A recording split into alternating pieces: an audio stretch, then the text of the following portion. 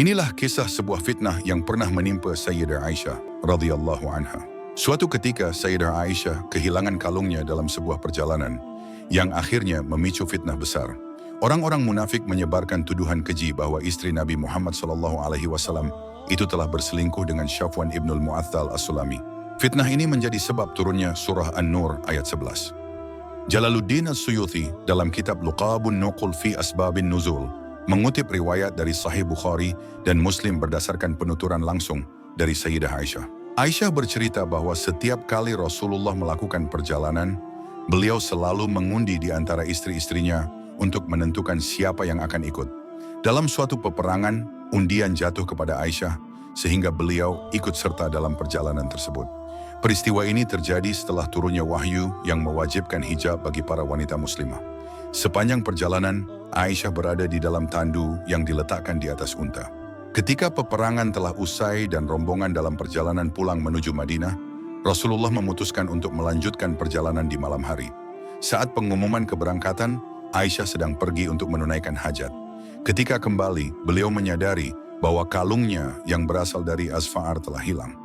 Aisyah pun kembali mencarinya, tanpa menyadari bahwa rombongan telah bersiap berangkat. Orang-orang yang bertugas mengangkat tandu mengira bahwa Aisyah masih berada di dalamnya.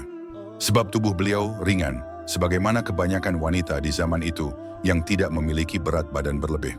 Tanpa menyadari ketiadaan Aisyah, mereka pun mengangkat tandu ke atas unta dan berangkat meninggalkan tempat tersebut. Setelah menemukan kalungnya, Aisyah kembali ke perkemahan, tetapi mendapati bahwa rombongan telah pergi. Beliau kemudian duduk menunggu dengan harapan mereka akan menyadari ketiadaannya dan kembali menjemput. Namun karena kelelahan, beliau tertidur. Keesokan paginya, Safwan ibnul Mu'atthal as-Sulami yang berjalan di belakang rombongan melihat seorang wanita tertidur di tempat tersebut. Ketika mengenali Aisyah, ia pun terkejut dan mengucapkan, "Inna lillahi wa inna ilaihi raji'un." Aisyah terbangun dan segera menutupi wajahnya dengan jilbab. Tanpa berkata sepatah kata pun, Safwan menundukkan untanya, lalu Aisyah menaikinya. Ia kemudian menuntun unta tersebut hingga mereka berhasil menyusul rombongan yang sedang beristirahat di siang hari. Peristiwa ini dimanfaatkan oleh kaum munafik untuk menyebarkan fitnah keji. Mereka membubuhi cerita ini dengan berbagai kebohongan, dan yang paling gencar menyebarkan isu ini adalah Abdullah bin Ubay bin Salul.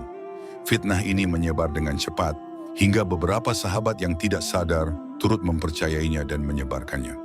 Di antara mereka adalah Mistah bin Utsatsah, sepupu Abu Bakar Ash-Shiddiq, Hasan bin Sabit, dan Hamnah binti Jahsy. Rasulullah sangat sedih mendengar fitnah ini, bukan karena meragukan kesetiaan istrinya, tetapi karena fitnah tersebut telah mengadu domba kaum muslimin.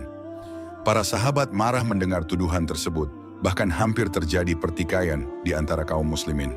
Sa'ad bin Mu'adz bahkan menyatakan kesiapan untuk membunuh orang-orang yang menyebarkan fitnah ini, sementara Sa'ad bin Ubadah menolak tindakan tersebut karena beberapa orang yang terlibat berasal dari kaumnya.